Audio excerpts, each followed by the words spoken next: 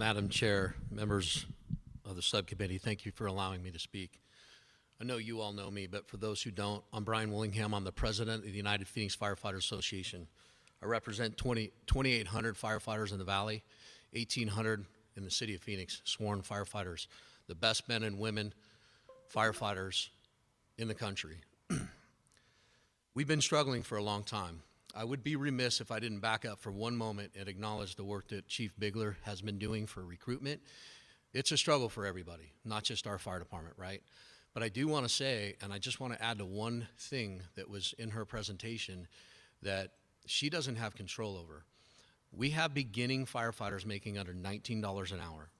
That's a start. They have to work 54 hours a week before they can acquire overtime, and they're mandated to work 56 every week, okay? So they work a 56-hour work week.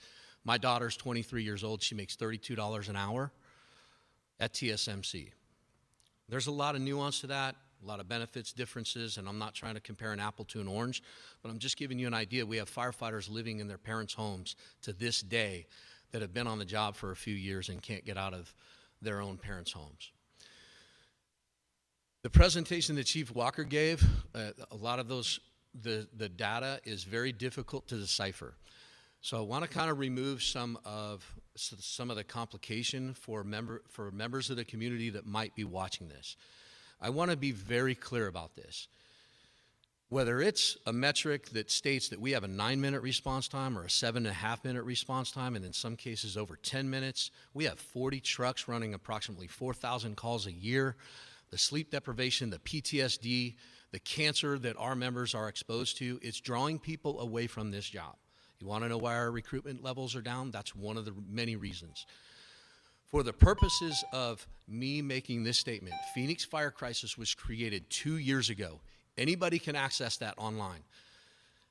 Councilman Waring, you made multiple statements that I appreciate.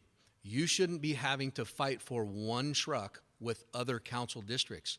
All of you should have what you need to provide service to your community, whether it's your mom having a stroke, your father having a heart attack, or your baby drowning in a pool. Nobody should be waiting for 7 minutes. It's unacceptable. We are not doing what our community deserves. I can't phrase that any other way. You said, what if something happens in your area? I would argue, and I would bet money, something's already happened. Whether somebody died or their quality of life was impacted because we weren't there soon enough. That's happening. I wish I had an hour to share with you folks today.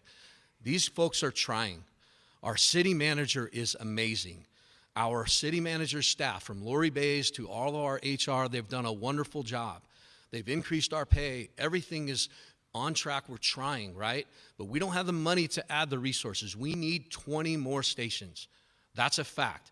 Yeah. Yes, we have a bond. It was fantastic. It added 4 more stations, not nearly enough. And by the way, those numbers and those bonds that were expressed, and that wasn't disingenuous, by the way, but when you see the numbers for the bodies that go to those stations, those are for capital improvements only. Those bodies are not approved and paid for yet. Right. Thank you, sir. Thank you.